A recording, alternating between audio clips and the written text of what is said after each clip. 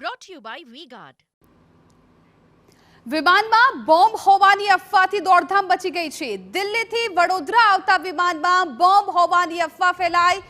Air ઇન્ડિયાની flight AI 819માં bomb હોવાની અફવા.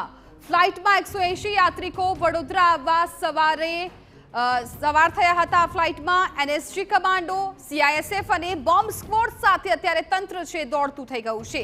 10 કિલોમીટર દૂર ફ્લાઇટને ગ્રાઉન્ડ કરવામાં આવી છે. ફ્લાઇટમાં મુસાફરી કરી રહેલા મુસાફરે એક વિડીયો પણ બનાવ્યો. બોમ્બ હોવાની માહિતીથી કેન્સલ થયેલી ફ્લાઇટ ફરી ઉડાન ભરશે.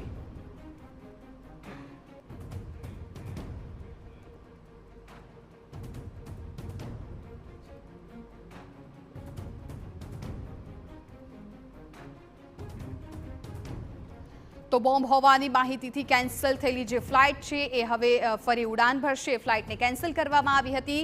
વિમાનમાં બોમ્બ હોવાની અફવાથી દોડધામ મચી ગઈ હતી. ફ્લાઇટનો એક વિડીયો પણ સામે આવ્યો છે. 180 યાત્રિકો વડોદરા આવવા આ ફ્લાઇટમાં સવાર. Brought to you by V-Guard.